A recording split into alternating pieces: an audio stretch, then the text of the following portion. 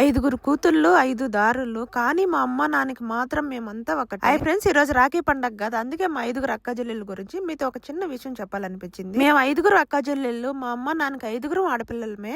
మేము చిన్నప్పుడు 5గురు ఆడపిల్లలు పుట్టారని మా అమ్మ నాన్నని ఊర్లో చాలా మంది అగతలుగా మాట్లాడేవాళ్ళు. కానీ మా అమ్మ నాన్న ఎప్పుడు భయపడలేదు. మమ్మల్ని ఎలా పెంచాలి, ఎలా చదివించాలి, మంచి జీవితాలు ఎలా ఇవ్వాలని ఎంతో కష్టపడ్డారు. ఈ రోజు ఒకప్పుడు మా అమ్మ నాన్నని ఎగతాలు చేసిన వాళ్ళు మా 5గుదలు కూడా చూస్తున్నారు. మొదటి కూతురుని నేనే.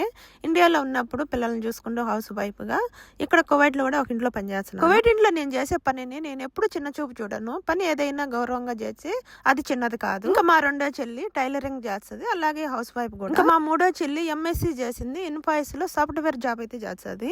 మా నాలుగో చెల్లి ఇంజనీరింగ్ ఎంబీఏ చేసింది. ఇంకా నా ఐదో చెల్లి ఎంఎస్సి పిహెచ్డి చేసి రీసెర్చ్ ఫీల్డ్ లో జాబ్ అయితే చేస్తుంది. అందుకే ఆడపిల్ల పుట్టిందని ఎప్పుడు భయపడకండి. కూతురు భారం కాదు, కుటుంబానికి బలం, గర్వం. 5గురు కూతుళ్ళు 5 దారులు, కానీ మా అమ్మ నాన్నకు మాత్రం మేమంతా ఒకటే. Happy Rakshabandhan to my beautiful sisters. Please subscribe.